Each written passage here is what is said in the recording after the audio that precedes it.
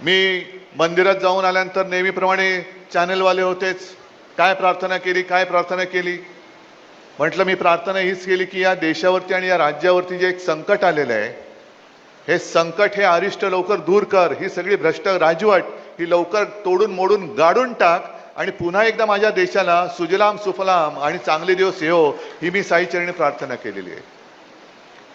मग आणखीन काय बोललात? म्हटलं आता आणखीन काय म्हटलं? म्हटलं देवेंद्र फडणवीसांच्या खुर्चीचं रक्षण कर, कारण बहुतेक त्यांचा पत्ता कापला जाणार आहे आता. हे मी जे बोलतोय हे तुम्हाला पटते की नाही पटते सांगा. मी काल परवापासून माझ्या मनात हे भिरभिरते. कारण आता काय होतंय की प्रत्येकाला, हा निसर्गाचा नियम आहे, मी कोणाचं वाईट चिंतणारा अजिबात नाही. कोणाचं वाईट व्हावं आणि आपलं भलं व्हावं ही दुर्बुद्धी मला कधी सुचलेली नाही आणि ती सुचू नये ही सुद्धा प्रार्थना मी साईचरणी केलेली आहे. पण प्रत्येकाला कुठेतरी शेवट असतो. तसं आता 29 मध्ये काय होणार आणि यांच्यानंतर आपला वाली कोण, ही चर्चा दिल्लीमध्ये भाजपात सुरू झालेली आहे. मग प्रत्येकाच्या मनात अंकुर फुटायला लागलेत की तो झाला मी का नाही, मी झालो तो का नाही, तो झाला हा का नाही.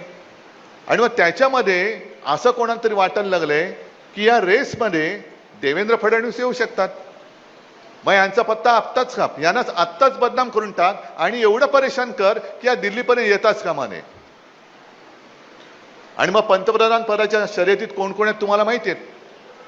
त्यांनी इकडे त्या शहासेनेच्या प्रमुखाला, गद्दाराला सुपारी दिलेली. ही शहासेना आहे, दुसरी आहे ती मिंदे सेना, एसन शी गट.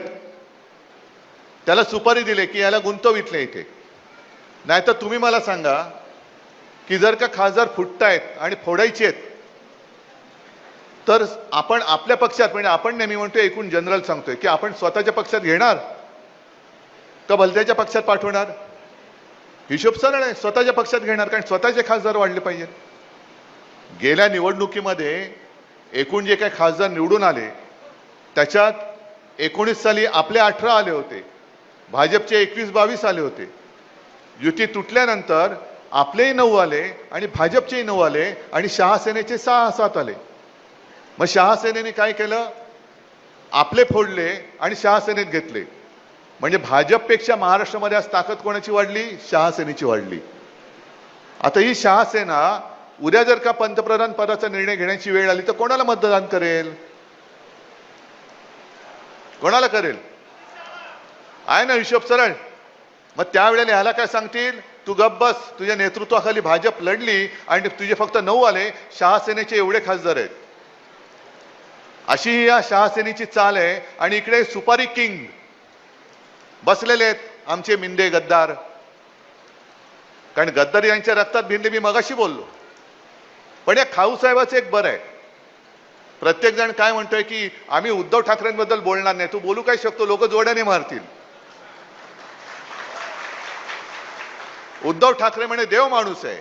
अच्छा, मग आता तुम्ही सुद्धा सांगा. आज मी शिर्डीमध्ये बसलोय, आत्ता जाऊन आलो, साईबाबांच्या चरणी नतमस्तक होऊन आलो. मंदिरात गेल्यानंतर तुमचं लक्ष साईबाबांकडे असतं का नैवेद्याकडे असतं?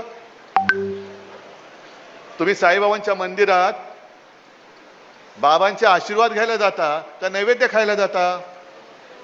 हा खाऊ साहेब आपल्याकडे आला होता, तो नैवेद्य खायला आला होता. म्हणजे उद्धव ठाकरे देव माणूस आहे, पण माझं लक्ष नैवेद्याकडे, कधी एकदा खातोय. आता जे काही मी तुम्हाला सांगतोय, काल मी धाराशिवला गेलो होतो, त्याच्या आधी सगळीकडे फिरून आलो. म्हणजे मला खरंच मनापासून लाज वाटते की लोक, पत्रकार मला विचारतात, हे तुम्ही आता टीका त्यांच्यावर करताय, हे तुम्ही तुमच्याकडे होते तेव्हा का नाही बोललात? एक गोष्ट प्रामाणिकपणाने कबूल केली पाहिजे की चूक माझी आहे, पण मला या आधी गोष्टी कोणी सांगितल्या नव्हत्या.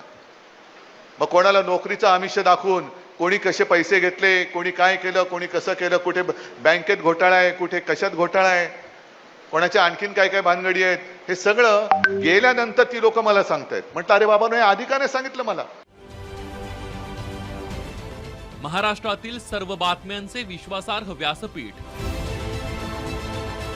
सकाळच्या सर्व सोशल मीडिया प्लॅटफॉर्मला लाईक, फॉलो आणि सबस्क्राईब करा. तसंच सर्व नोटिफिकेशनसाठी बेल आयकॉन प्रेस करायला विसरू नका.